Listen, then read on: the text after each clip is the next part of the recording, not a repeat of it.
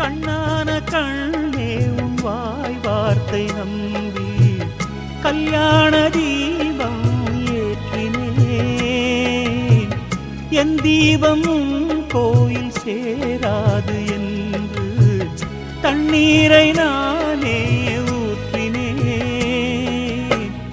உன்னோடு வாழ இல்லையொரு யோகம், நான் செய்த பாவம் யாரை சொல்வது?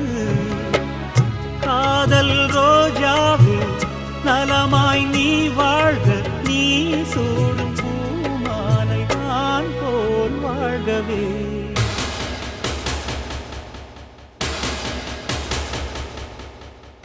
இளவே